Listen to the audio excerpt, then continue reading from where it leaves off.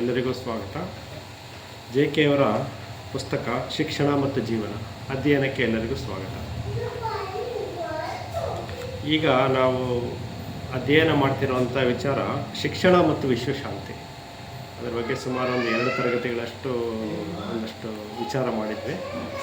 ಅದರ ಮುಂದುವರೆದ ಭಾಗನ ಹಾಗೆ ನೋಡ್ತಾ ಹೋಗೋಣ.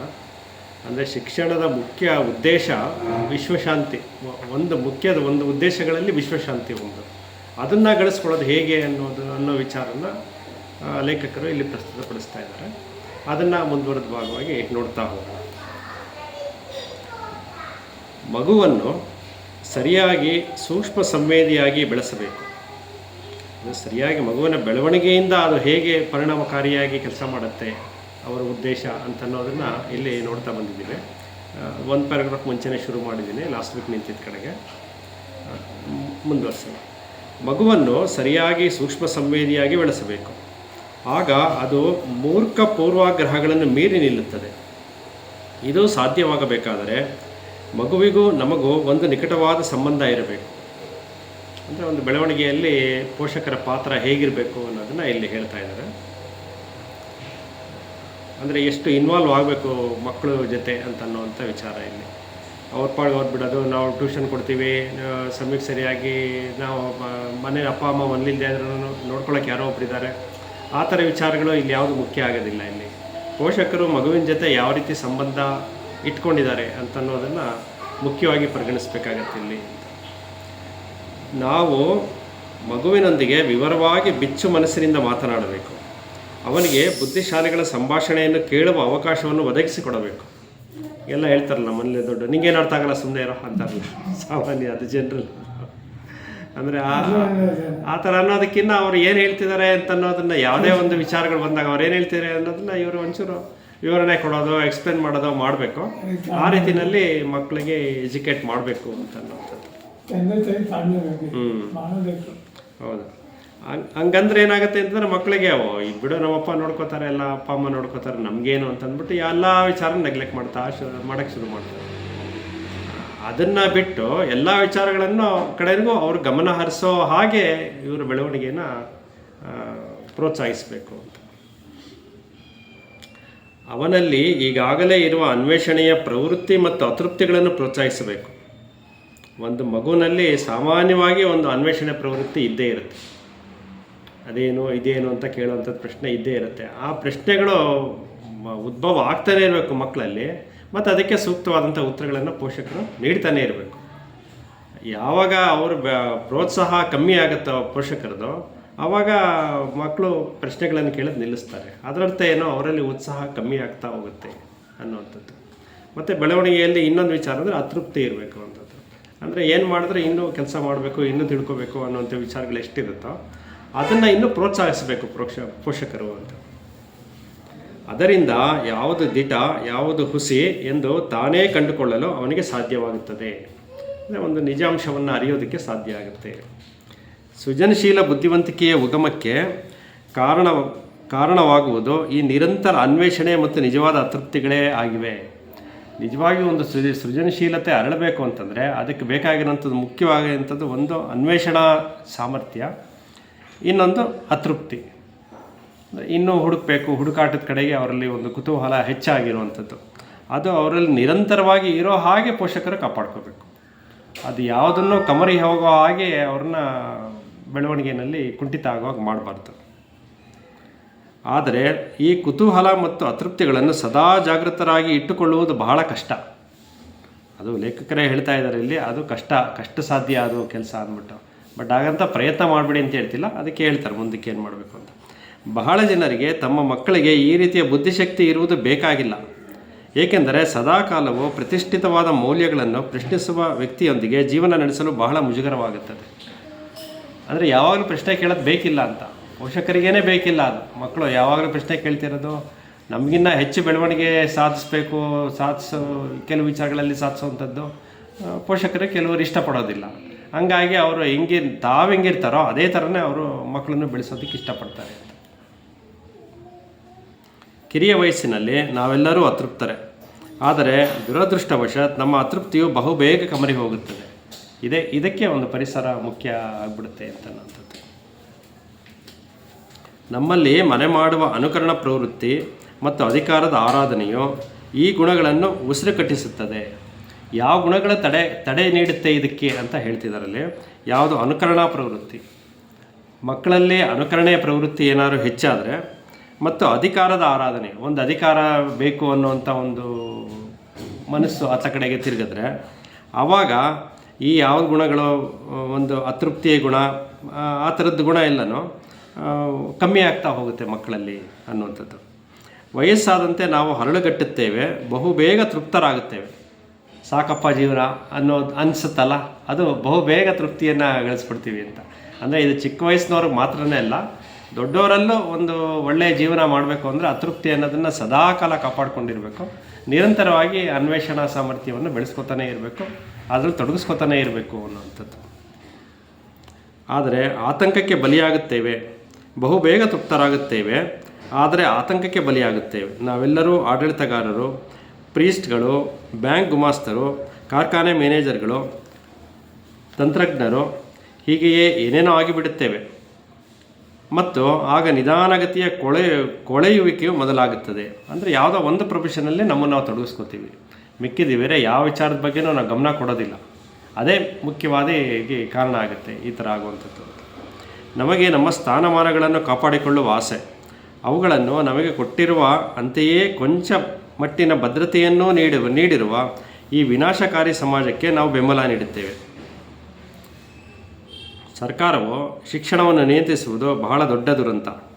ಶಿಕ್ಷಣವು ಸರ್ಕಾರದ ಮತ್ತು ಸಂಘಟಿತವಾದ ಧರ್ಮದ ದಾಸಾನುದಾಸನಾಗಿರುವ ತನಕ.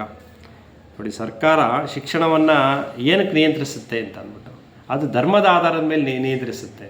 ಅಲ್ಲಿ ನಾವು ಒಂದು ಧರ್ಮದ ಚೌಕಟ್ಟಿನಲ್ಲೇ ಬೆಳಿಬೇಕಾಗತ್ತೆ.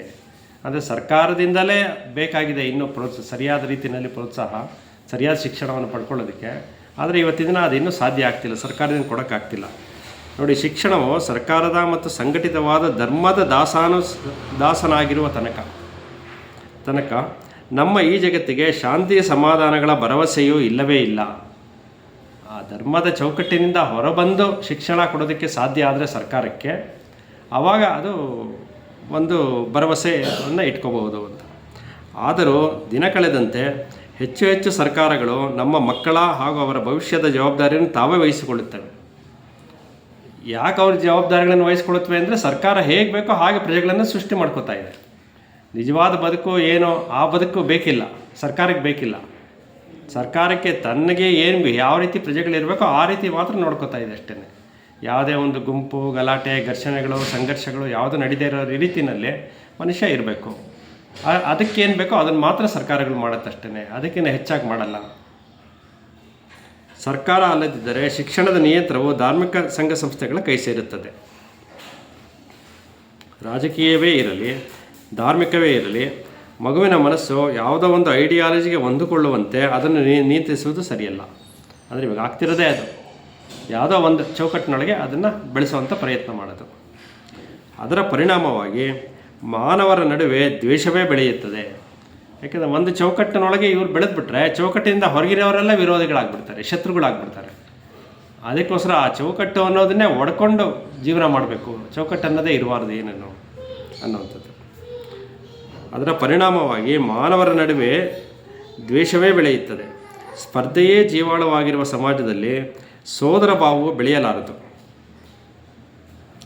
ಸ್ಪರ್ಧೆ ಎಲ್ಲಿದೆಯೋ ಅಲ್ಲಿ ಸೋದರ ಭಾವನೆ ಇರೋದಿಲ್ಲ ಅಂತ. ಸೋದರ ಭಾವನೆ ಬೆಳಿಬೇಕು ಅಂದರೆ ಸ್ಪರ್ಧೆಗಳನ್ನು ಹೊರತಾಗಿ ಒಂದು ಪರಿಸರ ಇರಬೇಕು. ಯಾವುದೇ ಸುಧಾರಣೆ, ಸರ್ವಾಧಿಕಾರ ಅಥವಾ ಶಿಕ್ಷಣ ವ್ಯವಸ್ಥೆಯು ಅದನ್ನು ಬೆಳೆಸಲು ಸಾಧ್ಯವಿಲ್ಲ. ಯಾವುದೇ ಸುಧಾರಣೆಯಿಂದ ಅದು ಸಾಧ್ಯ ಆಗಲ್ಲ, ಸರ್ವಾಧಿಕಾರದಿಂದ ಅದು ಸಾಧ್ಯ ಆಗಲ್ಲ, ಅಥವಾ ಶಿಕ್ಷಣ ವ್ಯವಸ್ಥೆಯು ಅದನ್ನು ಬೆಳೆಯಲು ಸಾಧ್ಯವಾಗೋದಿಲ್ಲ. ಅದರೊಳಗೆ ಏನಂದರೆ ನಮ್ಮೊಳಗೆ ಅರಳಬೇಕಾಗಿರುವಂಥ ಒಂದು ಸಂಗತಿ ಇದೆ. ಅದು ಆ ಸೃಜನಶೀಲತೆಯನ್ನು ಅರಳಿಸೋದಕ್ಕೆ ಅಲ್ಲಿ ಸಫಲರಾದರೆ ಮಾತ್ರ ಅದು ಬೆಳವಣಿಗೆ ಸಾಧ್ಯ ಆಗುತ್ತೆ ಅಂತ. ಅಂದರೆ ಯಾರ ಕೈನಲ್ಲೂ ಅದನ್ನು ಸರಿ ಮಾಡೋಕ್ಕಾಗಲ್ಲ. ನಮ್ಮ ಪ್ರಯತ್ನಗಳೇ ಅದಕ್ಕೆ ಬೇಕಾಗಿದೆ. ನೀವು ನ್ಯೂಜಿಲ್ಯಾಂಡಿನ ಪ್ರಜೆಯಾಗಿ ಮತ್ತು ನಾನು ಹಿಂದೂ ಆಗಿ ಇರುವ ತನಕ ಮನುಕುಲದ ಐಕ್ಯದ ಬಗ್ಗೆ ಮಾತನಾಡುವುದು ಅಸಂಗತ. ಇವರೆಲ್ಲ ಈ ನ್ಯೂಜಿಲ್ಯಾಂಡಲ್ಲಿ ಕೊಟ್ಟಂತಹ ಪ್ರವಚನ ಅಂತ ಅನ್ಸುತ್ತೆ ಇವರು, ಅದಕ್ಕೋಸ್ಕರ ಅದನ್ನು ಇಲ್ಲಿ ತೊಗೊಂಡಿದ್ದಾರೆ ಹೆಸರು. ಟ್ರಾನ್ಸ್ಲೇಷನಲ್ಲಿ ಹಂಗೆ ಬಂದಿದೆ. ಅದು ಬೇರೆ ಬೇರೆ ದೇಶಗಳಲ್ಲಿ ಪ್ರವಚನ ಮಾಡ್ತಿದ್ರಲ್ಲ ಅದರ ವಿಚಾರವಾಗಿ ಇಲ್ಲದೇ ಬಂದಿದೆ ನೋಡಿ. ನೀವು ನ್ಯೂಜಿಲ್ಯಾಂಡಿನ ಪ್ರಜೆಯಾಗಿ ಅಥವಾ ನಾನು ಹಿಂದೂ ಆಗಿ ಇರುವ ತನಕ, ಅಂದರೆ ನೀವೇ ಬೇರೆ ನಾನೇ ಬೇರೆ, ಬೇರೆ ಬೇರೆ ಜನಾಂಗದವರು ಅಂತ ಒಂದು ಮನಸ್ಥಿತಿ ಇರೋ ತನಕ ಮನುಕುಲದ ಐಕ್ಯದ ಬಗ್ಗೆ ಮಾತನಾಡುವುದು ಅಸಂಗತ. ಇಡೀ ಮನುಕುಲದ ಒಂದು ಐಕ್ಯತೆಯನ್ನು ಸಾಧಿಸೋದಕ್ಕೆ ಸಾಧ್ಯ ಆಗಲ್ಲ. ನೀವು ನಿಮ್ಮ ದೇಶದಲ್ಲಿ ನೀವು, ನನ್ನ ದೇಶದಲ್ಲಿ ನಾನು, ನಮ್ಮ ಧಾರ್ಮಿಕ ಪೂರ್ವಾಗ್ರಹಗಳನ್ನು ಹಾಗೂ ಆರ್ಥಿಕ ನೀತಿಗಳನ್ನು ಹಾಗೆಯೇ ಉಳಿಸಿಕೊಂಡಿರುವಾಗ, ಈಗ ನಮ್ಮ ದೇಶಕ್ಕೆ, ನಮ್ಮ ಮತಕ್ಕೆ, ನಮ್ಮ ಧರ್ಮಕ್ಕೆ ಒಂದು ರೀತಿ ನೀತಿಗಳು ಅಂತ ಯಾವಾಗ ಬಂದ್ಬಿಡುತ್ತೋ ಎಲ್ಲ ದೇಶದವರು ಆಯಾ ದೇಶದಲ್ಲಿ ಆಯಾ ಧಾರ್ಮಿಕ ಅನುಸಾರವಾಗಿ ಅವರು ಬದುಕಕ್ಕೆ ಶುರು ಮಾಡ್ತಾರೆ. ಆ ಥರ ನಮ್ಮ ಧಾರ್ಮಿಕ ಪೂರ್ವಾಗ್ರಹಗಳನ್ನು ಹಾಗೂ ಆರ್ಥಿಕ ನೀತಿಗಳನ್ನು ಹಾಗೆ ಉಳಿಸಿಕೊಂಡಿರುವಾಗ ಮನುಷ್ಯರಾಗಿ ನಾವೆಲ್ಲರೂ ಒಂದುಗೂಡುವುದು ಸಾಧ್ಯವೇನೋ? ಅದರಿಂದ ಹೊರಬಂದರೆ ಮಾತ್ರ ಆಗತ್ತೆ ಅಂತ ಹೇಳೋ ಪ್ರಯತ್ನ. ದೇಶಭಕ್ತಿಯು ಮನುಕುಲವನ್ನು ಹಲವು ಚೂರುಗಳಾಗಿ ಒಡೆದಿರುವಾಗ, ದೇಶಭಕ್ತಿ ಬೇಕು ಅಂತ ಹೇಳುತ್ತೆ, ಅದು ಸರ್ಕಾರ ಹೇಳುವಂಥದ್ದು. ದೇಶಭಕ್ತಿ ಇರಬೇಕು ಮನುಷ್ಯರಲ್ಲಿ, ಎಲ್ಲ ಪ್ರತಿಯೊಬ್ಬರಲ್ಲೂ ಅಂತಂದ್ಬಿಟ್ಟು. ಆದರೆ ದೇಶಭಕ್ತಿ ಒಂದು ಚೌಕಟ್ಟನ್ನೇ ನಿರ್ಮಾಣ ಮಾಡುತ್ತೆ. ಬರೀ ದೇಶಭಕ್ತಿ ಅಲ್ಲ, ಎಲ್ಲ ಒಂದು ಇದಾಗಿ ಬೇಕು, ಸಮಗ್ರವಾಗಿ ಬೇಕು. ಕೇವಲ ಒಂದು ದೇಶದ ಬಗ್ಗೆ ಭಕ್ತಿ ಅಂತಲೇ ಇಟ್ಕೊಳ್ಳೋದು ಬೇಕಾಗಿಲ್ಲ. ಸಮಗ್ರ ಮಾನವ ಕೋಟಿಯ ಬಗ್ಗೆ ಒಂದು ಪ್ರೀತಿ, ಅನುಕಂಪ ಇರಬೇಕು ಅಂತ.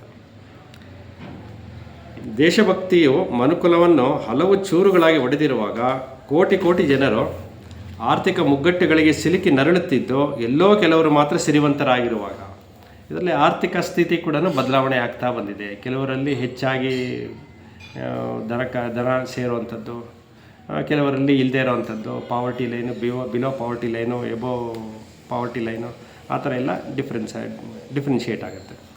ಎಲ್ಲೋ ಕೆಲವರು ಮಾತ್ರ ಶ್ರೀಮಂತರಾಗಿರುವಾಗ ಎಲ್ಲರೂ ಸೋದರರು ಎನ್ನುವ ಮಾತಿಗೆ ಏನಾದರೂ ಅರ್ಥವಿದೆಯೇನು? ಆ ಥರ ಒಂದು ಮೇಲು ಕೀಳು ಅಂತ ಅನ್ನೋ ಭಾವನೆಗಳು ಬಂದುಬಿಟ್ರೆ ಇನ್ನು ಸೋದರತ್ವ ಹೆಂಗೆ ಬರುತ್ತೆ? ಸೋದರತ್ವ ಎಲ್ಲರೂ ಒಂದೇ ಅಂತ ಬಂದಾಗ ಮಾತ್ರ ಸೋದರತ್ವ ಅಂತ ಅನ್ನೋದು ಬರೋದಕ್ಕೆ ಸಾಧ್ಯ ಇದೆ.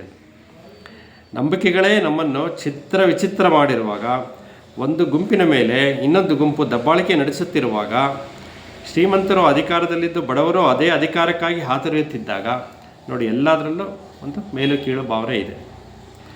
ಭೂಮಿ ಹಂಚಿಕೆಯಲ್ಲಿ ಅಸಮಾನತೆ ತುಂಬಿರುವಾಗ, ಎಲ್ಲೋ ಕೆಲವರ ಹೊಟ್ಟೆ ತುಂಬಿದ್ದು ಅನೇಕರು ಹಸಿದಿರುವಾಗ ಮನುಷ್ಯರೆಲ್ಲರೂ ಒಂದುಗೂಡುವುದು ಹೇಗೆ ಸಾಧ್ಯ? ಕೆಲವರು ಹೊಟ್ಟೆ ತುಂಬಿರ್ತಾರೆ, ಕೆಲವರು ಹಸಿವಿನಲ್ಲಿರ್ತಾರೆ. ಅಂದರೆ ಈ ಥರ ಎಲ್ಲ ಒಂದು ಡಿಫ್ರೆಂಟ್ ಆಗಿರೋವಂಥ ಒಂದು ಜೀವನ ಶೈಲಿ ಇರೋದರಿಂದ ಎಲ್ಲ ಒಂದು ಪ್ರಜೆಗಳಲ್ಲಿ, ಅಂದರೆ ಇದು ವಿಶ್ವಕ್ಕೆ ಸಂಬಂಧಪಟ್ಟಿದ್ದು, ಒಂದು ಊರಿಗೆ ಒಂದು ದೇಶಕ್ಕೆ ಸಂಬಂಧಪಟ್ಟಿಲ್ಲ. ಒಂದೊಂದು ದೇಶದಲ್ಲಿ ಒಂದೊಂದು ಥರ ಇರ್ತಾರೆ. ಇವತ್ತು ಆಫ್ರಿಕಾನಲ್ಲಿ ನೋಡಿದ್ರೆ ಎಂಥ ಪಾವರ್ಟಿ ಲೈನು ಈ ಟಿ ವಿಗಳಲ್ಲೇ ಅದು ತೋರಿಸ್ತಾ ಇರ್ತಾರಲ್ಲ, ಅದು ನೋಡಿದ್ರೆ ಇವಾಗ ನಾವು ಒಂದೇ ಭಾವನೆ ಅಂತ ನೋಡಬೇಕಾದ್ರೆ ನಾವು ಅವ್ರಿಗಿನ್ನ ತಕ್ಕ ಮಟ್ಟಿಗಿದ್ದೀವಿ, ಬಟ್ ಆದರೆ ಅವರಿನ್ನೂ ಹಾಗೇ ಇದ್ದಾರೆ. ಅಲ್ಲಿ ಏನು ಸೋದರತ್ವ ಅನ್ನೋದು ಏನು ಬಂತು?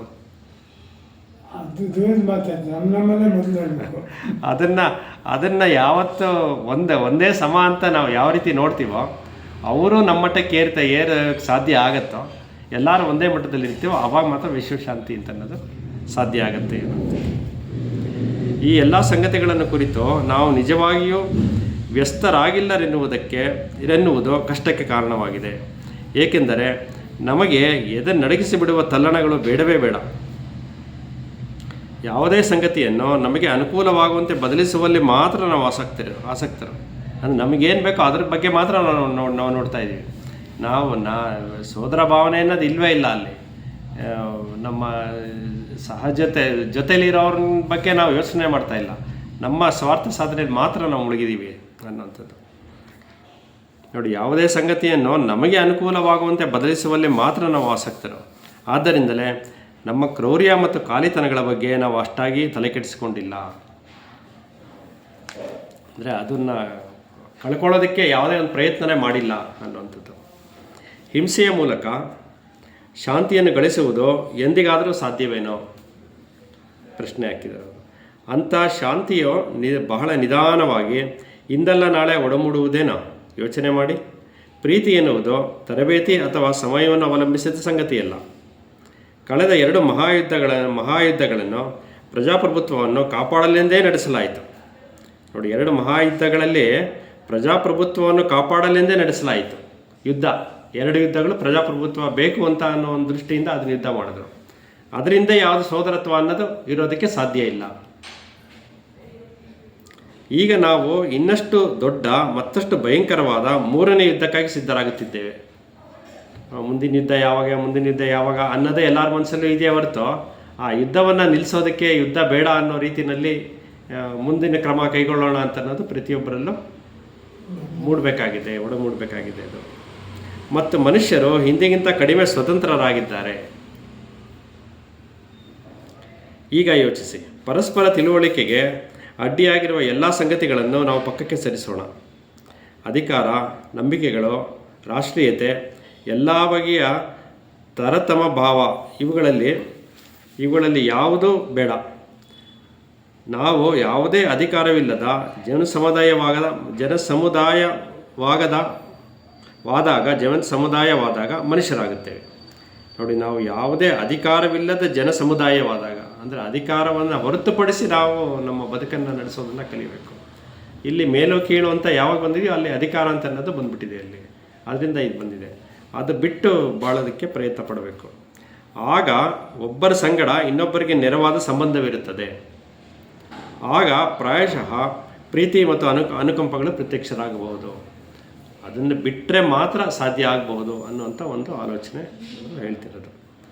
ಶಿಕ್ಷಣದಲ್ಲಿಯೂ ಅಷ್ಟೇ, ಬೇರೆ ಯಾವುದೇ ಕ್ಷೇತ್ರದಲ್ಲಿಯೂ ಅಷ್ಟೇ, ತಿಳುವಳಿಕೆ ಇರುವ, ಕಷ್ಟ ಸುಖಗಳನ್ನು ಅರ್ಥ ಮಾಡಿಕೊಳ್ಳುವ ಮಮತಾಮಯಿಗಳಾದ ವ್ಯಕ್ತಿಗಳು ಅವಶ್ಯಕ.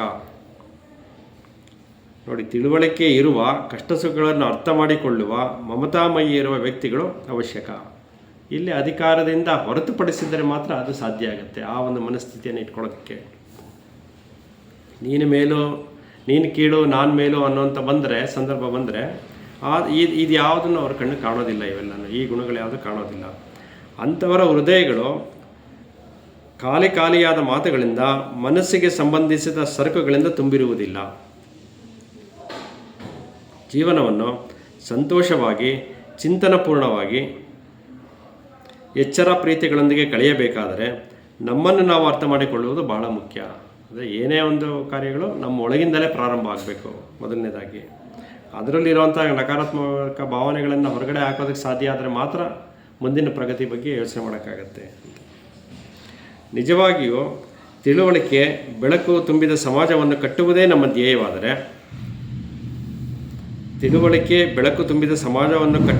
ಧ್ಯೇಯವಾದರೆ, ಅದಕ್ಕೆ ಅತ್ಯುತ್ತಮ ಶಿಕ್ಷಕರು ಬೇಕು.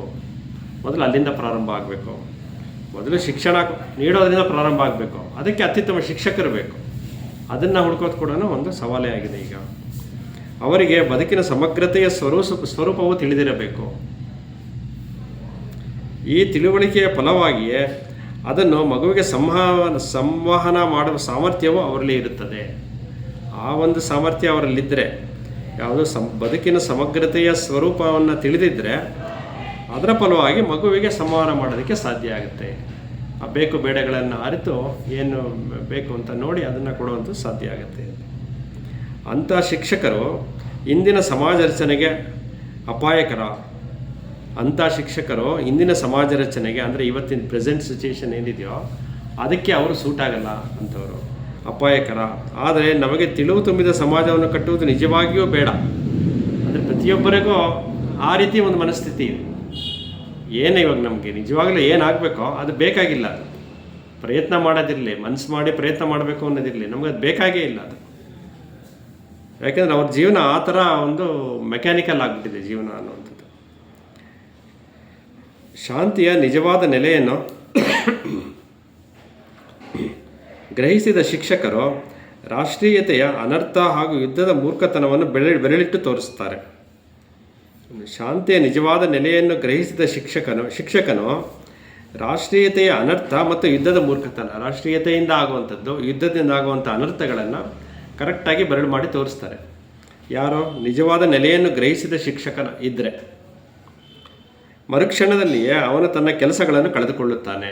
ಅಂದರೆ ಇವತ್ತಿನ ಸಮಾಜದಲ್ಲಿ ಇವರೆಲ್ಲ ಯಾಕೆ ಸೂಟಬಲ್ ಆಗೋದಿಲ್ಲ ಅಂತಂದರೆ ಈ ಥರ ಅವರು ಏನಾದ್ರು ಪಾಯಿಂಟ್ ಔಟ್ ಮಾಡಿ ತೋರಿಸಿದ್ರೆ ಇಲ್ಲಿ ತಪ್ಪಿದೆ ಈ ಥರ ವಿಚಾರದಲ್ಲಿ ಅಂತ ತಕ್ಷಣ ಅವನು ಕೆಲಸ ಕಳ್ಕೊತಾನೆ. ಯಾಕೆಂದರೆ ಸರ್ಕಾರಕ್ಕೆ ಅಂಥವ್ರು ಬೇಕಿಲ್ಲ.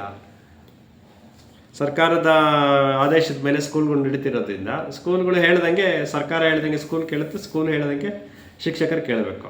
ಅವರೇನಾದ್ರು ತಮ್ಮ ಸ್ವಂತ ಅಭಿಪ್ರಾಯಗಳನ್ನು ಅವರ ಪ್ರಯತ್ನ ಪಟ್ಟರೆ ಅವನು ಕೆಲಸನೇ ಕಳ್ಕೋಬೇಕಾಗತ್ತೆ ಇವತ್ತಿನ ಪರಿಸ್ಥಿತಿನಲ್ಲಿ. ಇದನ್ನು ತಿಳಿದಿರುವ ಬಹುಪಾಲು ಶಿಕ್ಷಕರು ಅದು ಹೇಗೋ ರಾಜಿ ಮಾಡಿಕೊಳ್ಳುತ್ತಾರೆ. ಯಾಕೆಂದರೆ ಬದುಕಬೇಕು, ಕೆಲಸ ಬೇಕು, ಕೆಲಸ ಸಂಬಳ ಬೇಕು, ಜೀವನ ಮಾಡಬೇಕು, ಅದಕ್ಕೆಲ್ಲ ರಾಜಿ ಮಾಡ್ಕೊಂಡ್ಬಿಡ್ತಾರೆ ಬೇಕಾದಾಗಿನೇ. ಅಂತಹವರು ಇಂದು ನಮ್ಮ ನಡುವೆ ಇರುವ ಶೋಷಣೆ ಹಿಂಸೆಗಳ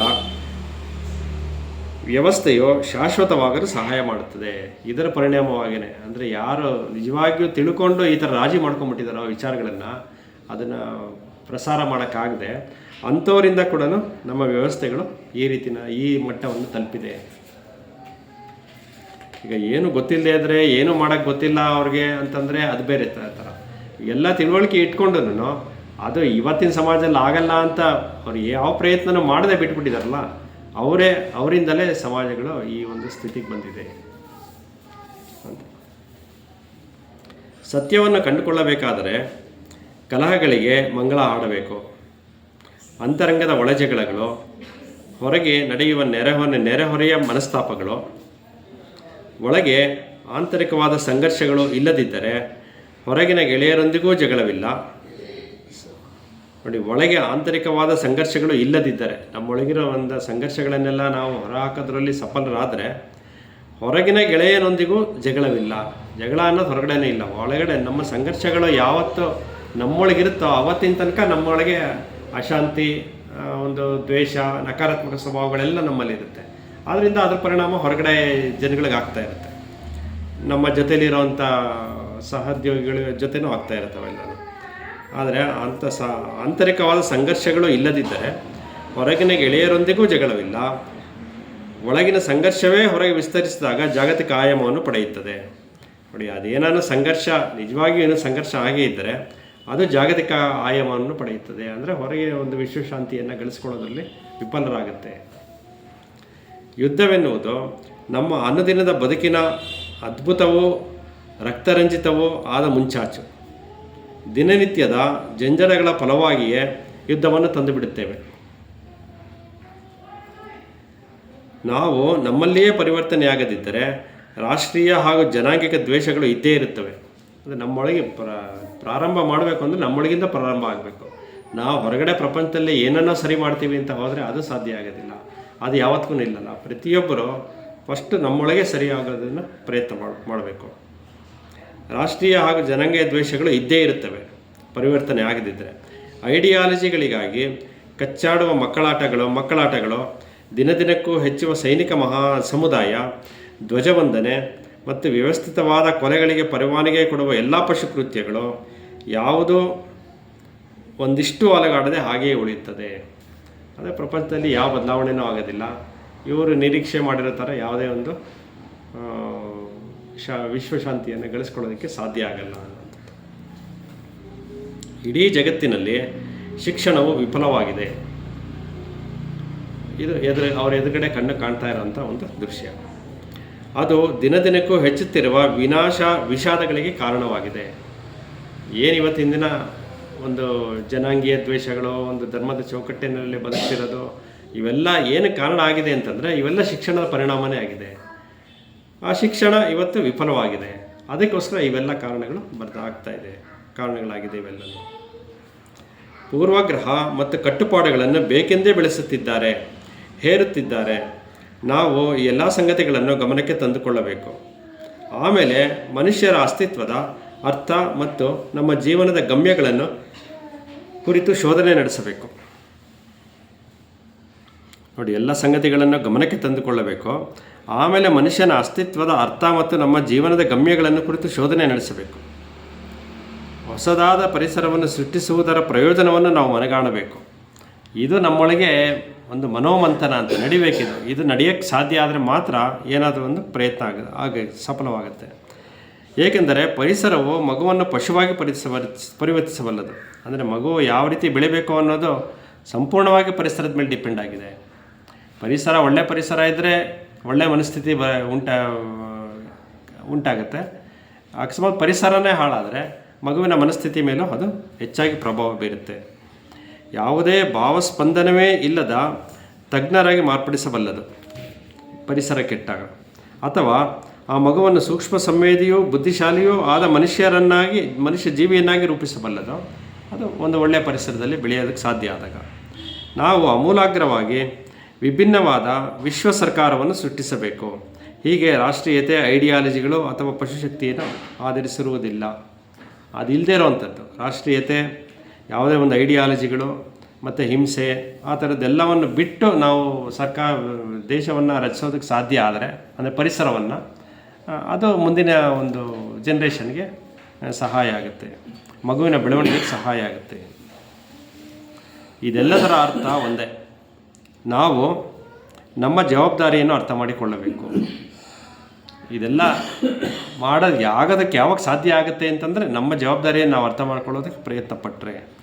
ಎಲ್ಲ ಸಂಬಂಧಗಳಲ್ಲಿಯೂ ಪರಸ್ಪರ ಹೊಣೆಗಾರಿಕೆಯಿಂದ ತಿಳಿಯಬೇಕು. ನಮ್ಮ ಹೊಣೆಗಾರಿಕೆಯನ್ನು ನಾವು ಒಪ್ಕೋಬೇಕು. ನಮ್ಮಲ್ಲಿ ಹೊಣೆಗಾರಿಕೆ ಇದೆ, ನಾವು ಇದನ್ನು ಮಾಡಬೇಕಾಗಿದೆ, ಪ್ರಯತ್ನವನ್ನು ಬಿಡದೆ ಅನ್ನೋದನ್ನು ನಾವು ಒಪ್ಕೋಬೇಕಾಗಿದೆ. ನಮ್ಮ ಅಂತರಂಗ ಭಾವದಲ್ಲಿ ಆ ಒಪ್ಪಿಗೆ ಅನ್ನೋದು ಆಗಬೇಕದನ್ನು. ಆದರೆ ಈ ಜವಾಬ್ದಾರಿಯನ್ನು ಗ್ರಹಿಸಲು ನಮ್ಮ ಹೃದಯದಲ್ಲಿ ಒಲವು ತುಂಬಿರಬೇಕು.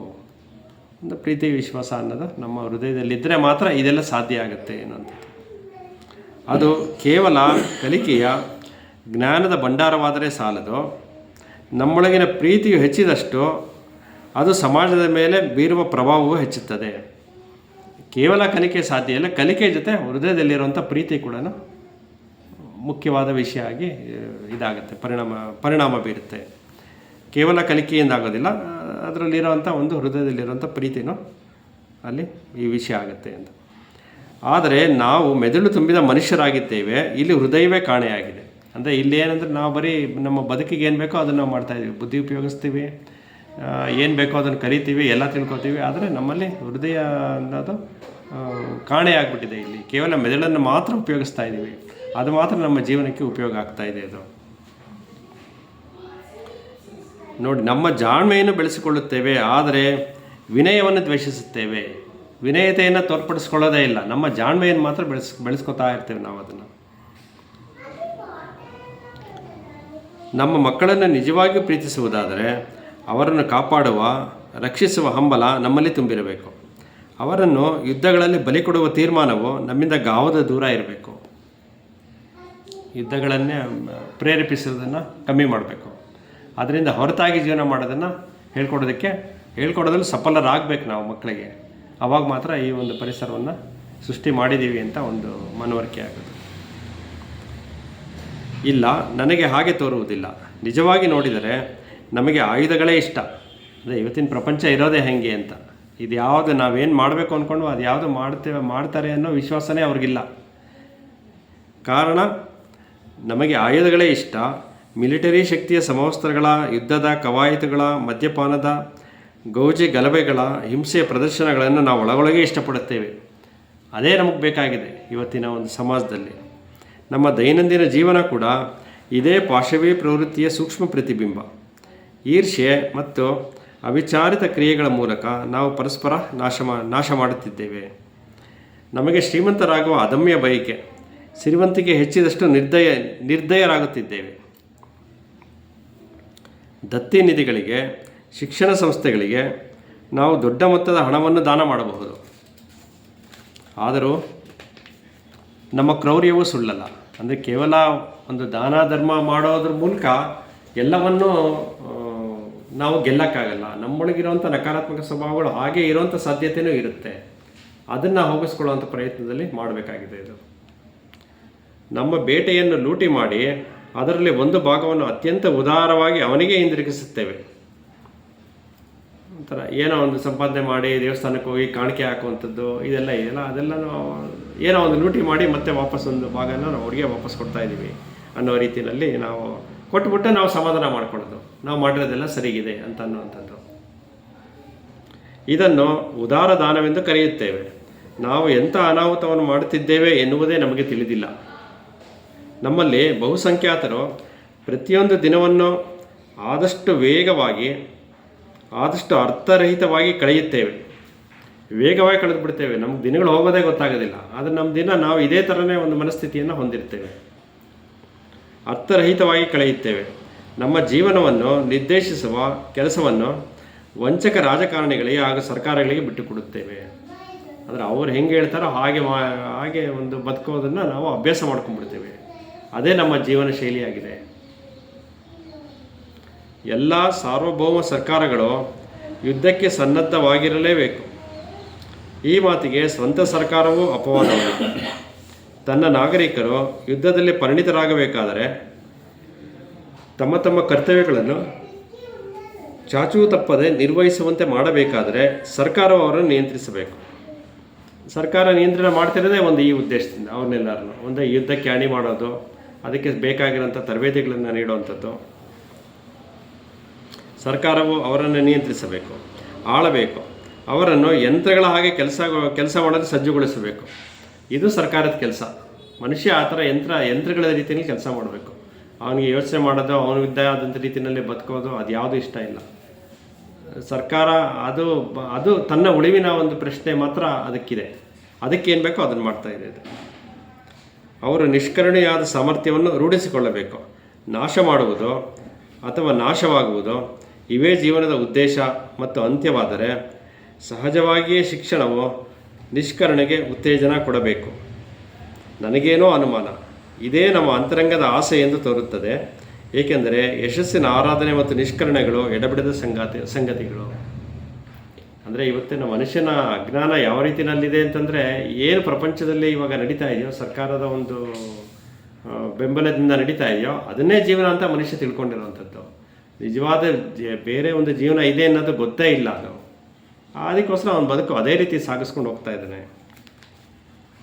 ಅದು ಎಲ್ಲದಕ್ಕಿಂತ ಒಂದು ಭಯಂಕರವಾಗಿರುವಂಥ ಒಂದು ಸತ್ಯ ಅನ್ನುವಂಥದ್ದು. ಸಾರ್ವಭೌಮ ಸರ್ಕಾರಕ್ಕೆ ತನ್ನ ನಾಗರಿಕರು ಸ್ವತಂತ್ರರಾಗುವುದು ಬೇಡ, ಸ್ವತಂತ್ರವಾಗಿರೋದೇ ಬೇಕಾಗಿಲ್ಲ. ಯಾಕೆಂದರೆ ಅದು ತನ್ನ ಒಂದು ಇಚ್ಛೆಯಂತೆ ಅದನ್ನು ನಡೆಸ್ಕೊತಾ ಇದೆ ಪ್ರಜೆಗಳನ್ನು. ಸರ್ಕಾರ, ದೇಶ ನಮಗಾಗಿ ತಾವು ಯೋಚಿಸುವುದು ಬೇಡ, ಅದು ಇಷ್ಟಪಡಲ್ಲ. ಅದು ಅವರನ್ನು ಪ್ರಾಪಗ್ಯಾಂಡದ ಮೂಲಕ, ಇತಿಹಾಸ ತಿರುಚಿದ ವ್ಯಾಖ್ಯಾನಗಳ ಮೂಲಕ, ಅಂತಹುದೇ ಹಲವು ಹುನ್ನಾರಗಳ ಮೂಲಕ ನಿಯಂತ್ರಿಸುತ್ತದೆ. ಅದಕ್ಕೆ ಬೇಕಾಗಿರುವಂಥ ಒಂದು ನಿಯಂತ್ರಣಗಳನ್ನು ಇಟ್ಕೊಂಡು ನಿಯಂತ್ರಣ ಮಾಡುತ್ತೆ. ಆದ್ದರಿಂದಲೇ ದಿನ ಕಳೆದಂತೆ ಶಿಕ್ಷಣವು ಏನು ಯೋಚಿಸಬೇಕೆಂದು ಕಲಿಸುತ್ತದೆಯೇ ಹೊರತು ಹೇಗೆ ಯೋಚಿಸಬೇಕೆಂದು ಕಲಿಸುತ್ತಿಲ್ಲ. ಏನು ಯೋಚಿಸಬೇಕು ಅನ್ನೋದು ಮಾತ್ರ ಹೇಳ್ತಾ ಇದೆ ಅಷ್ಟೇ, ಯಾವ ವಿಚಾರವಾಗಿ. ಆದರೆ ಹೇಗೆ ಯೋಚಿಸಬೇಕು ಅನ್ನೋದನ್ನು ಹೇಳ್ತಾ ಇಲ್ಲ. ಅದು ಕಲ್ತ್ಕೊಂಡ್ಬಿಟ್ರೆ ಮನುಷ್ಯ ತನ್ನ ಸ್ವಂತ ಒಂದು ಬೆಳವಣಿಗೆ ಕಡೆ ಗಮನ ಕೊಡ್ತಾನೆ. ಅದು ಸರ್ಕಾರಕ್ಕೆ ಬೇಕಿಲ್ಲ. ಅದಕ್ಕಾಗಿ ಹೇಗೆ ಯೋಚಿಸಬೇಕು ಅನ್ನೋದನ್ನು ಹೇಳ್ಕೊಡ್ತಾ ಇಲ್ಲ ತನ್ನ ಶಿಕ್ಷಣದಲ್ಲಿ. ಬರೀ ಏನು ಯೋಚಿಸಬೇಕು ಅಂತ ಮಾತ್ರ ಹೇಳ್ಕೊಡ್ತಾ ಇದೆ ಶಿಕ್ಷಣ. ಅಂದರೆ ಶಿಕ್ಷಣ ಅಲ್ಲಿ ಪರಿಪೂರ್ಣತೆಯನ್ನು ಹೊಂದುತ್ತಾ ಇಲ್ಲ ಅನ್ನೋಂಥದ್ದು. ಈಗ ಇರುವ ರಾಜಕೀಯ ವ್ಯವಸ್ಥೆಯನ್ನು ಕುರಿತು ಸ್ವತಂತ್ರವಾಗಿ ಯೋಚಿಸಿದರೆ ನಾವು ಅದಕ್ಕೆ ಅಪಾಯಕಾರಿಗಳಾಗುತ್ತೇವೆ. ಸ್ವತಂತ್ರ ಸಂಘ ಸಂಸ್ಥೆಗಳು ಈಗ ಇರುವ ಆಡಳಿತಕ್ಕೆ ವಿರುದ್ಧವಾಗಿ ಆಲೋಚಿಸುವ ವ್ಯಕ್ತಿಗಳನ್ನು ಅಥವಾ ಶಾಂತಿವಾದಿಗಳನ್ನು ಹುಟ್ಟುಹಾಕಬಹುದು. ನೋಡಿ, ಸ್ವತಂತ್ರ ಸಂಘ ಸಂಸ್ಥೆಗಳು ಈಗ ಇರುವ ಆಡಳಿತಕ್ಕೆ ವಿರುದ್ಧವಾಗಿ ಆಲೋಚಿಸುವ ವ್ಯಕ್ತಿಗಳನ್ನು ಅಥವಾ ಶಾಂತಿವಾದಿಗಳನ್ನು ಹುಟ್ಟುಹಾಕಬಹುದು. ಸರಿಯಾದ ಶಿಕ್ಷಣವು ಸಾರ್ವಭೌಮ ಸರ್ಕಾರಗಳಿಗೆ ಅಪಾಯಕರವೆನ್ನುವುದು ಸ್ಪಷ್ಟವಾಗಿಯೇ ಇದೆ. ಸರಿಯಾದ ಶಿಕ್ಷಣ ಅನ್ನೋದು ಮನುಷ್ಯನಿಗೆ ಸಿಗೋದೇ ಆದರೆ ಅದರ ಮುಂದಿನ ಪರಿಣಾಮ ಸರ್ಕಾರಕ್ಕೆ ವಿರುದ್ಧವಾಗಿ ನಿಲ್ಲೋದೇ ಆಗಿರುತ್ತೆ. ಸರ್ಕಾರಕ್ಕೆ ಅದು ಬೇಕಿಲ್ಲ. ಅದಕ್ಕೋಸ್ಕರ ಆ ಸರಿಯಾದ ಶಿಕ್ಷಣ ಅಂತ ಏನಿದೆಯೋ ಅದರ ಬಗ್ಗೆ ಸರ್ಕಾರ ಯೋಚನೆ ಕೂಡ ಮಾಡೋದಕ್ಕೆ ಸಿದ್ಧ ಇಲ್ಲ. ಅದಕ್ಕೆ 50 ವರ್ಷದ ಕೆಳಗಡೆ ಈ ಪುಸ್ತಕ ಬರೆದ್ರೂ ಇವತ್ತಿಗೂ ಆ ಶಿಕ್ಷಣ ಪದ್ಧತಿ ಹಾಗೇ ಇದೆ ಅನ್ನೋದಕ್ಕೆ ಅದೇ ಒಂದು ಸಾಕ್ಷಿಯಾಗಿದೆ. ಸ್ವಲ್ಪ ಸರ್ಕಾರದ ಮಟ್ಟದಲ್ಲಿ ಎಲ್ಲ ಸಲಹೆಗಾರರು ಇರ್ತಾರೆ. ಇವ್ರ ಪುಸ್ತಕದ ಒಂದು ಏನು ಸಮ್ಮರಿ ಇದೆಯೋ ಅದನ್ನೆಲ್ಲ ಸರ್ಕಾರಗಳಿಗೆ ತಲುಪಿಸ್ತಾರೆ. ಆದರೆ ಸರ್ಕಾರ ಯಾವುದೇ ಒಂದು ಕ್ರಮ ಕೈಗೊಳ್ಳೋದಿಲ್ಲ. ಯಾಕೆ ಅಂದರೆ ಅದಕ್ಕೆ ತನ್ನದೇ ಆದಂಥ ಒಂದು ವಾಂಟ್ಸ್ ಇದೆ. ನೀಡ್ಸ್ ಅನ್ನೋದಕ್ಕಿಂತ ವಾಂಟ್ಸ್ ಬೇಕೇ ಬೇಕು ಇದೆ. ಮನುಷ್ಯರು ವ್ಯಕ್ತಿಗಳು ಅದೇ ಥರನೇ ಬದುಕಬೇಕು ಅನ್ನೋದಿದೆ ಅದಕ್ಕೆ. ಅದು ಒಂದು ಈ ಕಾಂಪಿಟೇಷನ್ ಯುಗದಲ್ಲಿ ಬದುಕುವಂಥ ರೀತಿಯನ್ನು ಅದು ಕಲಿಸ್ಕೊಡ್ತಾ ಇದೆ. ಅದಕ್ಕೆ ಮಾತ್ರ ತರಬೇತಿ ನೀಡ್ತಾ ಇದೆ. ಈಗ ಇರುವ ರಾಜಕೀಯ ವ್ಯವಸ್ಥೆಯನ್ನು ಕುರಿತು ಸ್ವತಂತ್ರವಾಗಿ ಯೋಚಿಸಿದರೆ ನಾವು ಅದಕ್ಕೆ ಅಪಾಯಕಾರಿಗಳಾಗುತ್ತೇವೆ. ಸ್ವತಂತ್ರ ಸಂಘ ಸಂಸ್ಥೆಗಳು ಈಗ ಇರುವ ಆಡಳಿತಕ್ಕೆ ವಿರುದ್ಧವಾಗಿ ಆಲೋಚಿಸುವ ವ್ಯಕ್ತಿಗಳನ್ನು ಅಥವಾ ಶಾಂತಿವಾದಿಗಳನ್ನು ಹುಟ್ಟುಹಾಕಬಹುದು. ಸರಿಯಾದ ಶಿಕ್ಷಣವು ಸಾರ್ವಭೌಮ ಸರ್ಕಾರಗಳಿಗೆ ಅಪಾಯಕರವೆನ್ನುವುದು ಸ್ಪಷ್ಟವಾಗಿಯೇ ಇದೆ. ಆದ್ದರಿಂದಲೇ ಅಂಥ ಶಿಕ್ಷಣವನ್ನು ಎಲ್ಲ ಬಗೆಯ ಸ್ಥೂಲ ಸೂಕ್ಷ್ಮ ಮಾರ್ಗಗಳಿಂದ ತಡೆ ಹಿಡಿಯುತ್ತಾರೆ. ಆ ಶಿಕ್ಷಣಗಳನ್ನು ಯಾರಿಗೂ ನೀಡುವಂಥ ಒಂದು ಪ್ರಯತ್ನಗಳು ಮಾಡೋದೇ ಇಲ್ಲ ಸರ್ಕಾರಗಳು. ಯಾಕೆಂದರೆ ಅದರಿಂದ ಸರ್ಕಾರಕ್ಕೆ ತೊಂದರೆ ಅನ್ನೋದು ಸರ್ಕಾರ ಮನವರಿಕೆ ಮಾಡ್ಕೊಂಡ್ಬಿಟ್ಟಿದೆ. ಆಹಾರ ಮತ್ತು ಶಿಕ್ಷಣಗಳು ಕೆಲವರ ಬಳಿಯೇ ಉಳಿದು ಮನುಷ್ಯರನ್ನು ನಿಯಂತ್ರಿಸುವ ಸಾಧನಗಳಾಗಿವೆ. ಎಡಪಂಥೀಯವೇ ಇರಲಿ ಬಲಪಂಥೀಯವೇ ಇರಲಿ, ಸರ್ಕಾರಕ್ಕೆ ಈ ಬಗ್ಗೆ ಕಾಳಜಿಯೇ ಇಲ್ಲ. ನಾವು ಮದ್ದುಗುಂಡುಗಳನ್ನು ಅಂತೆಯೇ ವ್ಯಾಪಾರ ಸಾಮಗ್ರಿಗಳನ್ನು ತಯಾರಿಸುವ ಸಮರ್ಥ ಯಂತ್ರಗಳಾಗುವ ತನಕ ಅವುಗಳಿಗೆ ಚಿಂತೆ ಇಲ್ಲ. ಯುದ್ಧಕ್ಕೆ ಒಂದು ಏನು ಬೇಕೋ ಅದ್ರ ಕಡೆಗೆ ಸರ್ಕಾರ ಗಮನ ಕೊಡ್ತಿದೆಯೇ ಹೊರತು ಬೇರೆ ಯಾವುದೇ ವಿಚಾರಗಳ ಬಗ್ಗೆ ಗಮನ ಕೊಡ್ತಿಲ್ಲ. ಮತ್ತು ಇವಾಗ ಪ್ರತಿಯೊಬ್ಬರನ್ನ ತರಬೇತಿ ನೀಡೋದು ಕೂಡ ಅದೇ ನಿಟ್ಟಿನಲ್ಲಿ ಆಗ್ತಾಯಿದೆ. ಇದು ಇಂದು ಈ ಜಗತ್ತಿನ ಎಲ್ಲ ದೇಶಗಳಲ್ಲಿಯೂ ನಡೆಯುತ್ತಿರುವುದು ಇದೇ ವಿದ್ಯಮಾನ. ನಾಗರಿಕರು ಅಂದರೆ ಬರೀ ನಮ್ಮ ದೇಶದ ಒಂದೇ ಸಮಸ್ಯೆ ಅಲ್ಲ, ಎಲ್ಲ ದೇಶಗಳಲ್ಲೂ ಇದೇ ಸಮಸ್ಯೆ ಇದೆ ಅನ್ನುವಂಥದ್ದು. ನಾಗರಿಕರೋ ಶಿಕ್ಷಕರೋ ಆಗಿರುವ ನಾವು ಈ ಸರ್ಕಾರದ ವರ್ತನೆಗೆ ಜವಾಬ್ದಾರರು. ಯಾಕೆಂದರೆ ಅದನ್ನು ಒಪ್ಪಿಕೊಂಡು ನಾವು ಬದುಕ್ತಿರೋದ್ರಿಂದ ಅದಕ್ಕೆ ನಾವು ಜವಾಬ್ದಾರಾಗ್ತೀವಿ. ಆದರೆ ನಮಗೆ ಈ ಸಂಗತಿಗಳನ್ನು ಕುರಿತು ಮೂಲಭೂತವಾದ ಕಾಳಜಿಯೇ ಇಲ್ಲ. ಸ್ವತಂತ್ರವಿದ್ದರೂ ಅಷ್ಟೇ, ಗುಲಾಮಗಿರಿ ಇದ್ದರೂ ಅಷ್ಟೇ. ಶಾಂತಿ ಇದ್ದರೇನು, ಯುದ್ಧವಾದರೇನು, ಮನುಷ್ಯನ ಯೋಗಕ್ಷೇಮ ಅಥವಾ ಕಷ್ಟಕಾರ್ಪಣ್ಯ ಎರಡೂ ಒಂದೇ ನಮಗೆ. ಇಲ್ಲಿಷ್ಟು ಸುಧಾರಣೆ ನಡೆದರೆ ನಮಗೆ ಅಡ್ಡಿ ಇಲ್ಲ. ಆದರೆ ಇಂದಿನ ಈ ಸಮಾಜವನ್ನು ಬುಡಸಮೇತ ಕಿತ್ತೆಸೆದು ಅದರ ಜಾಗದಲ್ಲಿ ಸಂಪೂರ್ಣವಾಗಿ ಹೊಸದಾದ ಇನ್ನೊಂದು ರಚನೆಯನ್ನು ನಿರ್ಮಿಸಲು ಯಾರಿಗೂ ಇಷ್ಟವಿಲ್ಲ.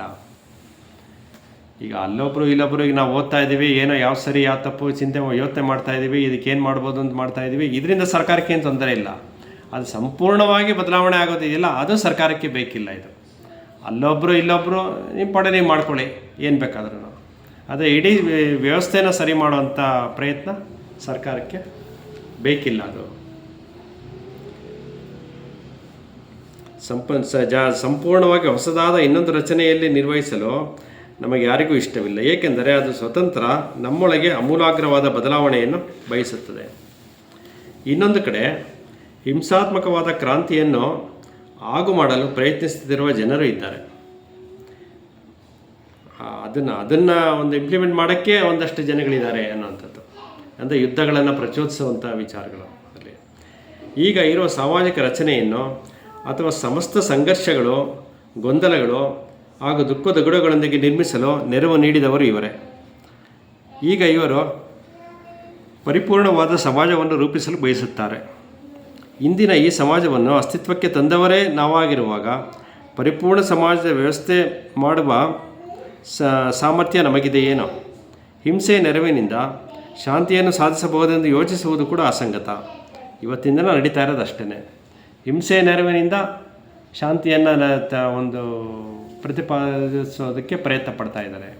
ಯುದ್ಧಗಳ ಪರಿಣಾಮವೆಲ್ಲ ಅದೇ ಆಗಬೇಕು ಅಂತ ಯೋಚನೆ ಮಾಡ್ತಾ ಇದ್ದಾರೆ. ಬಟ್ ಆದರೆ ಅದು ಸಾಧ್ಯ ಆಗುತ್ತಾ? ಅದು ಎಂದಿಗೂ ಸಾಧ್ಯ ಆಗಲ್ಲ ಅದು ಅನ್ನುವಂಥದ್ದು. ಅದು ಸಾಧ್ಯ ಆಗೋದು ಕೇವಲ ಭಯ ಅನ್ನೋ ಒಂದು ಇದರಿಂದ ಅಷ್ಟೇ. ಯುದ್ಧದಿಂದ ಸಾಕಷ್ಟು ನಷ್ಟಗಳು ಸಂಭವಿಸುತ್ತೆ. ಒಂದು ದೇಶದಿಂದ ಇನ್ನೊಂದು ದೇಶದವರವ್ರಿಗೆ, ಯಾವುದೋ ಒಂದು ದೇಶದವ್ರಿಗೆ ಭಯ ಉಂಟಾಗುತ್ತೆ. ಆ ಭಯದಿಂದ ಯುದ್ಧ ನಿಲ್ಲಿಸ್ತಾರೆ ಅಷ್ಟೇ. ಇನ್ನು ನಮ್ಮ ಆರ್ಥಿಕ ಸ್ಥಿತಿಗಳೆಲ್ಲ ಹದಗೆಡತ್ತಪ್ಪ, ಇನ್ನೂ ಬದುಕೋಕ್ಕಾಗಲ್ಲ ನಾವು ಅಂತ ನಿಲ್ಲಿಸ್ತಾರೆ ಅಷ್ಟೇ. ಅದೊಂದು ಉದ್ದೇಶದಿಂದ ಒಂದು ಯುದ್ಧ ನಿಂತಿದೆ ಅಂತ ಅನಿಸುತ್ತೆ ಅಷ್ಟೇ. ಅದು ನಿಜವಾಗಿಯೂ ಅವರಲ್ಲಿ ಯಾವುದೇ ಒಂದು ಪರಿವರ್ತನೆ ಏನೂ ಆಗಿರೋದು ಸಾಧ್ಯ ಇಲ್ಲ. ಇದು ನಾಳಿನ ಆದರ್ಶಕ್ಕಾಗಿ ವರ್ತಮಾನವನ್ನು ಬಲಿಕೊಟ್ಟ ಹಾಗೆ. ತಪ್ಪು ಮಾರ್ಗಗಳಿಂದ ಸರಿಯಾದ ಗುರಿಯನ್ನು ಹುಡುಕುವ ಈ ಕೆಲಸವು ಇಂದಿನ ದುರಂತದ ಮುಖ್ಯ ಕಾರಣಗಳಲ್ಲಿ ಒಂದು. ನಮಗೆ ಒಂದು ಗುರಿಯನ್ನು ಇಟ್ಕೊಂಡ್ರೂ ಶಾಂತಿ ಬೇಕು ಅನ್ನುವಂಥದ್ದು ಇದ್ರೂ, ಆದರೆ ನಾವು ಸಾಕ್ತಿರೋವಂಥ ದಾರಿ ತಪ್ಪಾಗಿದೆ. ವಿಶ್ವಶಾಂತಿ ಬಗ್ಗೆ ಇವರು ಇಷ್ಟೆಲ್ಲ ವಿಚಾರ ಹೇಳ್ತಿದ್ದಾರೆ, ಆದರೆ ಸರ್ಕಾರನೂ ಹೇಳ್ತಾ ಇದೆ ನಾನು ವಿಶ್ವಶಾಂತಿ ಬಗ್ಗೆನೇ ಪ್ರಯತ್ನ ಮಾಡ್ತಾ ಇದ್ದೀನಿ ಅಂತ. ಆದರೆ ಅದು ಹೋಗ್ತಿರೋ ದಾರಿನೇ ಬೇರೆ, ಇವ್ರು ಹೇಳ್ತಿರೋ ದಾರಿನೇ ಬೇರೆ. ಆ ದಾರಿಯಿಂದ ಅದು ಎಂದಿಗೂ ಸಾಧ್ಯ ಆಗಲ್ಲ ಅನ್ನುವಂಥದ್ದನ್ನು ಇಲ್ಲಿ ಹೇಳ್ತಾ ಇದ್ದಾರೆ. ಇಂದ್ರಿಯಾನುಭವದ ಮೂಲಕ ಪಡೆದುಕೊಂಡ ಮೌಲ್ಯಗಳ ಪ್ರಾಬಲ್ಯ ಮತ್ತು ವಿಸ್ತಾರಗಳು, ರಾಷ್ಟ್ರೀಯತೆ, ಆರ್ಥಿಕ ಗಡಿರೇಖೆಗಳು, ಸಾರ್ವಭೌಮ ಸರ್ಕಾರಗಳು ಮತ್ತು ದೇಶಭಕ್ತಿಯಂತಹ ವಿಷವಸ್ತುಗಳನ್ನು ಸೃಷ್ಟಿಸುತ್ತವೆ. ಇದೆಲ್ಲ ಒಂದು ಪ್ರಾಪಂಚಿಕ ವ್ಯವಹಾರಗಳು. ಇದರಿಂದ ಏನೇನು ಪರಿಣಾಮಗಳಾಗತ್ತೆ ಅಂತ ಹೇಳ್ತಿರೋದು. ಇವೆಲ್ಲವೂ ಮನುಷ್ಯರ ನಡುವಿನ ಸಹಕಾರವನ್ನು ಗಮನಿಸುವುದೇ ಇಲ್ಲ, ಬೇಕಾಗೇ ಇಲ್ಲ ಅಲ್ಲಿ ಅನ್ನುವಂಥದ್ದು. ಇವು ಮನುಷ್ಯ ಸಂಬಂಧಗಳನ್ನು ಭ್ರಷ್ಟಗೊಳಿಸುತ್ತದೆ. ಇದರಿಂದ ಸಂಬಂಧಗಳು ಯಾವುದು ವೃದ್ಧಿ ಆಗೋದಕ್ಕೆ ಸಾಧ್ಯನೇ ಇಲ್ಲ. ಅಂದರೆ ಸಮಾಜವನ್ನೇ ಹದಗೆಡಿಸ್ತದೆ. ವ್ಯಕ್ತಿಯಿಂದ ವ್ಯಕ್ತಿಗೆ ಒಂದು ಸಂಬಂಧ ಇಲ್ಲ ಅಂತಂದರೆ ಸಮಾಜನೇ ಅಲ್ಲಿ ಕೆಟ್ಟೋಯ್ತು ಅನ್ನುವಂಥದ್ದು. ಸಮಾಜವೆಂದರೆ ನಿಮ್ಮ ಮತ್ತು ಇನ್ನೊಬ್ಬರ ನಡುವಿನ ಸಂಬಂಧ.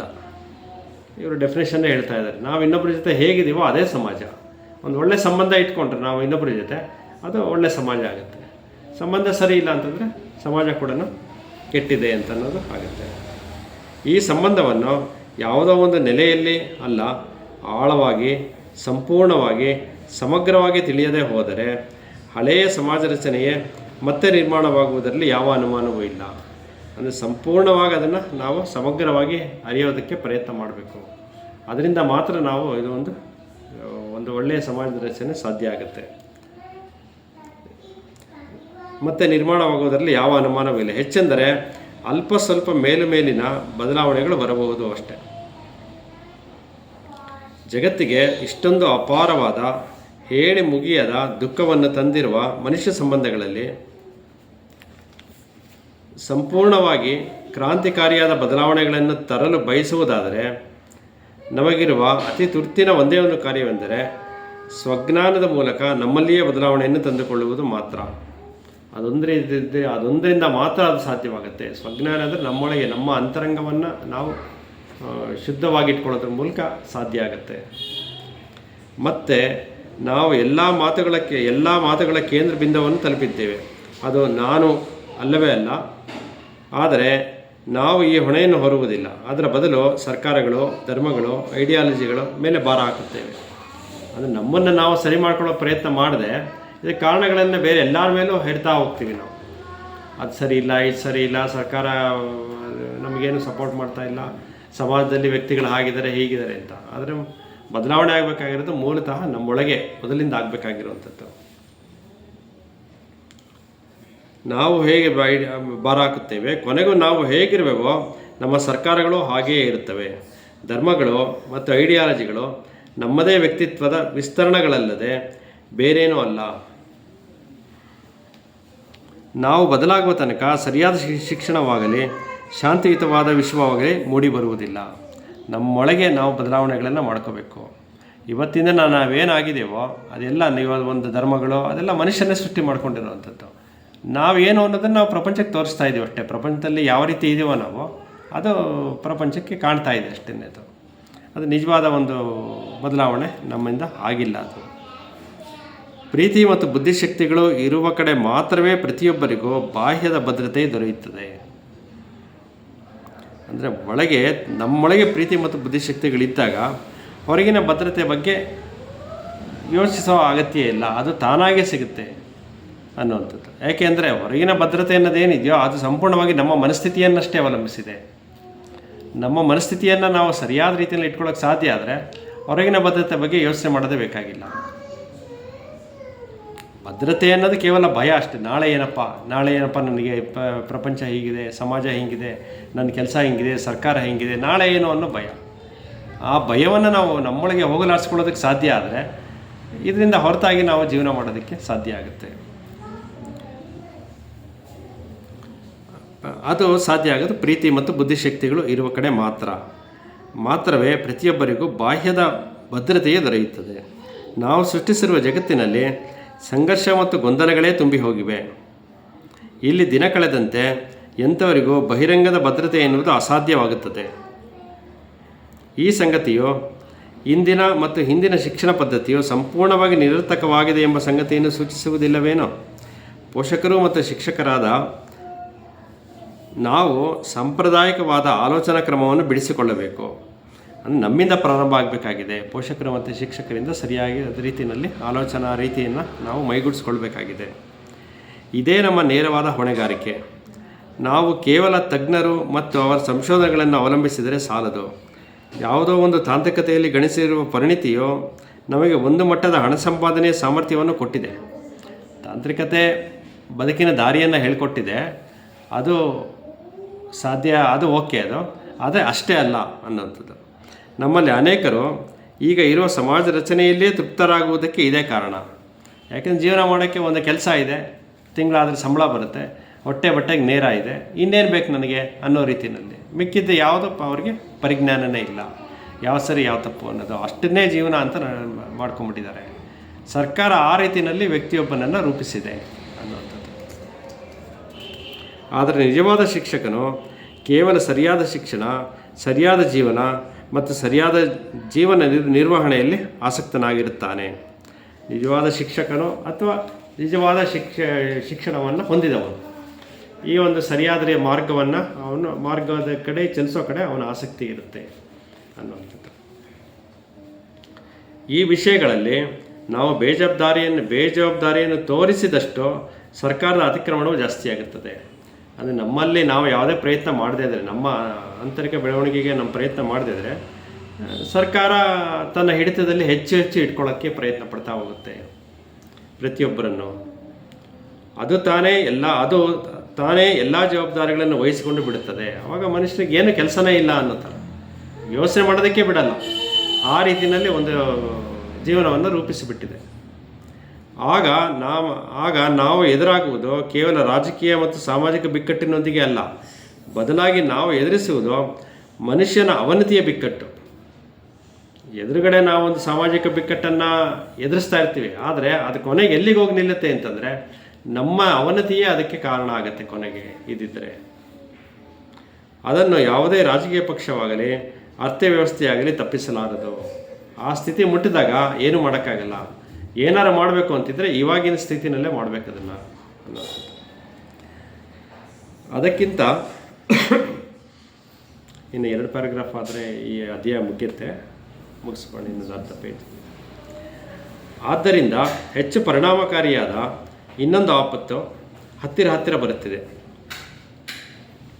ನಮ್ಮಲ್ಲಿ ಬಹುಪಾಲು ಜನರು ಈ ಬಗ್ಗೆ ಏನೂ ಮಾಡುತ್ತಿಲ್ಲ.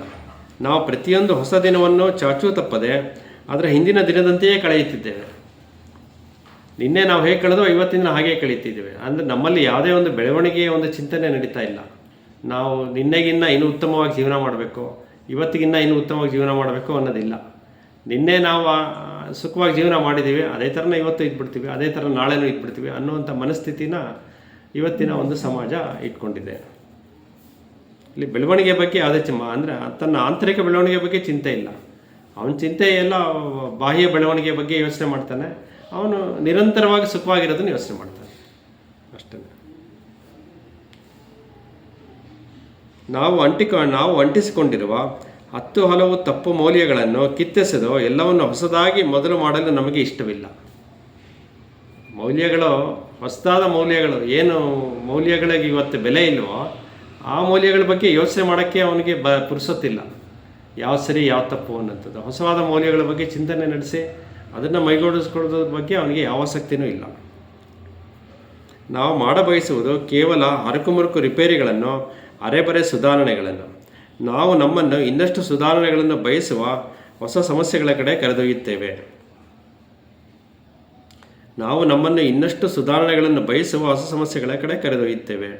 ಆದರೆ ಈಗ ಕಟ್ಟಡವೇ ಕುಸಿದು ಬೀಳುತ್ತಿದೆ, ಗೋಡೆಗಳು ಮುರಿದು ಹೋಗುತ್ತಿವೆ ಮತ್ತು ಬೆಂಕಿಯು ಎಲ್ಲವನ್ನು ನಾಶ ಮಾಡುತ್ತಿದೆ. ಹಾಗೂ ಈ ಮನೆಯನ್ನು ಸಂಪೂರ್ಣವಾಗಿ ತೊರೆದು ಹೊಸ ನೆಲದ ಮೇಲೆ ಹೊಸ ಮನೆಯನ್ನು ಕಟ್ಟಬೇಕು. ಅದಕ್ಕೆ ಬೇರೆ ತಳಹದಿ ಇರುತ್ತದೆ ಮತ್ತು ಅಲ್ಲಿ ಹೊಸ ಮೌಲ್ಯಗಳೇ ಇರುತ್ತದೆ. ಅಂದರೆ ತಳಹದಿನೇ ಇಲ್ಲದೆ ಇರೋ ಕಡೆ ಮನೆ ಕಟ್ಟುವಂಥ ಪ್ರಯತ್ನ ಮಾಡಬೇಡಿ. ಮಾಡಬೇಕು ಅಂತಿದ್ರೆ ಫಸ್ಟು ಸರಿಯಾದ ತಳಹದಿಯನ್ನು ಹಾಕಿ, ಅದು ನಿಮ್ಮೊಳಗೆ ನಿಮ್ಮ ಬೆಳವಣಿಗೆಯನ್ನು ನೀವು ಪ್ರೋತ್ಸಾಹ ಕೊಡಬೇಕು. ಅದು ಸರಿಯಾದ ತಳಹದಿ ಆಗುತ್ತೆ. ಆವಾಗ ನೀವು ಒಂದು ಕಟ್ಟಡ ನಿರ್ಮಾಣ ಮಾಡಿದ್ರೆ ನಿಲ್ಲುತ್ತೆ. ಅದು ನಮ್ಮ ನಿಜವಾದ ಬೆಳವಣಿಗೆ ಆಗಿರುತ್ತೆ ಅವಾಗ. ನಾವು ತಾಂತ್ರಿಕ ಜ್ಞಾನವನ್ನು ಸಂಪೂರ್ಣವಾಗಿ ಕೈಬಿಡಲು ಸಾಧ್ಯವಿಲ್ಲ. ಯಾಕೆಂದರೆ ಅದು ನಮಗೆ ಜೀವನವನ್ನು ಕೊಟ್ಟಿದೆ, ಬದುಕನ್ನು ಕೊಟ್ಟಿದೆ.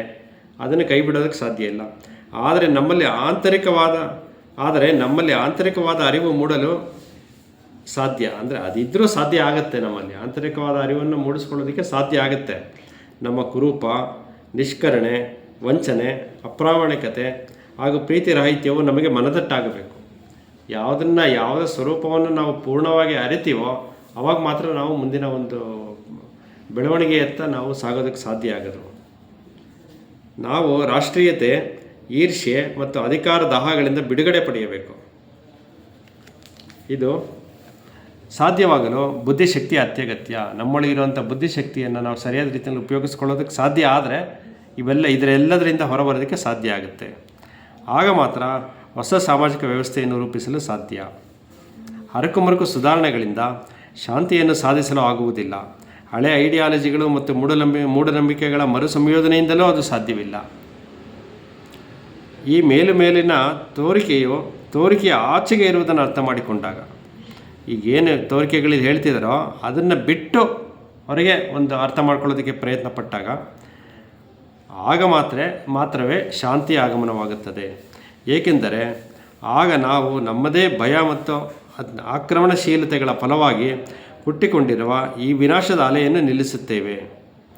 ನೋಡಿ, ಆಗ ಮಾತ್ರ ನಾವು ನಮ್ಮದೇ ಭಯ ಮತ್ತು ಆಕ್ರಮಣಶೀಲತೆಗಳ ಫಲವಾಗಿ ಹುಟ್ಟಿಕೊಂಡಿರುವ ವಿನಾಶದ ಅಲೆಯನ್ನು ನಿಲ್ಲಿಸುತ್ತೇವೆ.